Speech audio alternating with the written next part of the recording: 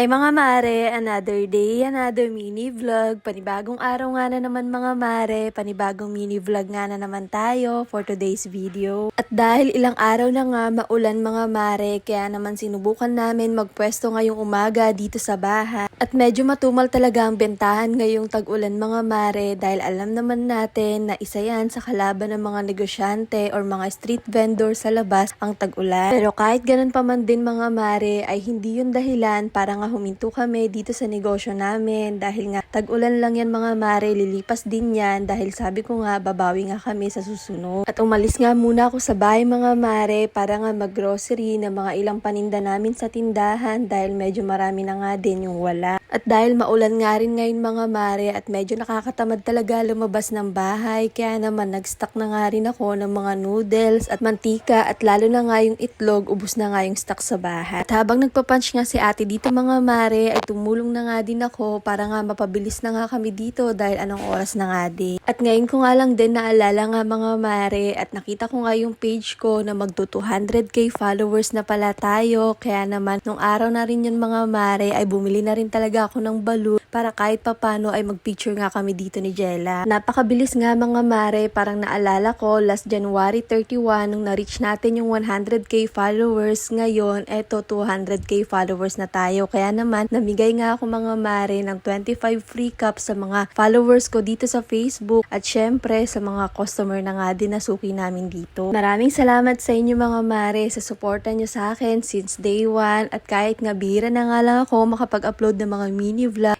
nandiyan pa nga rin kayo nakasuporta sa akin. Kinahapunan nga mga mare, pumunta na nga muna ako dito sa bukid namin dahil ngayong araw din kasi ibibenta yung baboy namin at hindi na nga kami nagkatay dito mga mare dahil napagdesisyonan nga namin na ibenta na nga lang ito ng live. At 5 baboy nga pala yung alaga namin dito mga mare at 4 nga lang pala yung ibibenta namin dito dahil yung isa iiwan nga namin ito at gagawin na nga naming inahe. At isa nga ito sa business namin mga mare dahil gusto kasi ng papa ko kapag once na nag-for good siya, mag-aalaga na nga lang daw siya ng baboy. At sobrang tuwa nga namin dito mga mare dahil nga malalaki nga yung baboy namin ngayon. Ang pinakamalaki nga namin nabentang baboy mga mare ay umabot ng 98 kilos at ang pinakamaliit ay 75 kilos. Sa 2 baboy pa lang mga mare ay nabawi na nga namin yung pinuhunan namin dito at yung halos kalahati ay tinubo nga din namin dito pero yung kalahating tinubo namin dito mga mare ay mapupunta rin naman iyon sa bagong aalagaan namin at sa inahin. At mabuti na nga lang din mga mare, nakahanap na rin kami kaagad ng buyer dito at halos sila nga rin yung bumili nga ng 4 na baboy. O siya, hanggang dito na lang mga mare at pa-comment na lang ako kung saan ba yung location nyo para malaman ko na nga rin kung saan nakakarating yung video natin.